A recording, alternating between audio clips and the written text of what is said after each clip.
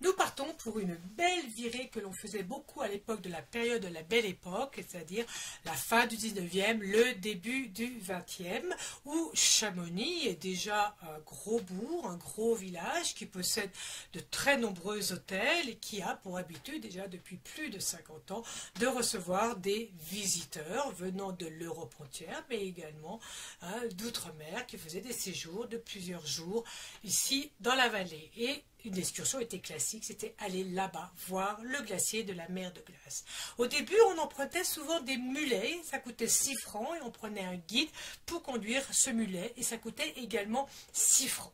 Et puis ensuite est arrivé le train en 1907, un beau train à crémaillère qui en moins d'une heure permettait d'accéder au sommet du Mont-en-Vert. Et là, on découvre la vue.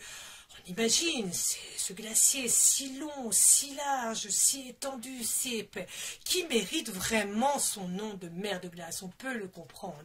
On faisait une petite étape au restaurant de l'hôtel de 1880 et on descendait vers le glacier, car le glacier n'était pas tout à fait au niveau de l'hôtel du Mont-en-Vert. Il fallait descendre et on empruntait un chemin. Ce chemin, d'ailleurs, passait par certaines petites dalles qui n'étaient pas trop difficiles à franchir, mais qui permettaient en une dizaine de minutes d'accéder au niveau du glacier. Et au tout début de ces excursions, on mettait aux clients des chaussettes de laine ou de chanvre qui leur permettaient de marcher sans trop de difficultés sur le glacier. Et là, on partait à l'aventure, on traversait le glacier, on allait sur l'autre rive du glacier. Et c'était vraiment une aventure pour ces visiteurs qui n'avaient jamais vu ce type de glacier. Regardez cette photo comme elle est intéressante parce qu'on voit tout au fond le Mont-en-Vert et on comprend bien que le glacier n'était pas juste au-dessous comme parfois on a tendance à l'imaginer.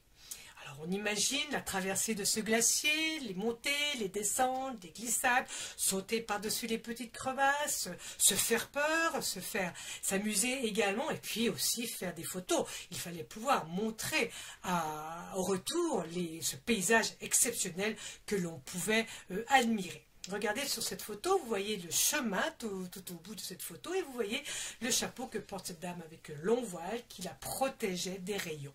Et sur la photo suivante, remarquez tout à fait le guide sur la gauche qui a sa tenue, une tenue réglementaire. C'était obligatoire d'avoir la cravate, le chapeau et d'être élégant lorsque l'on accompagnait ces dames sur le glacier. On voit le chemin tout au fond et avant d'arriver à ce chemin, il fallait franchir la moraine. Une moraine, c'est pas facile, il y a des graviers, il y a des cailloux, il y a des petites crevasses, des crevasses un peu plus longues, des gros rochers.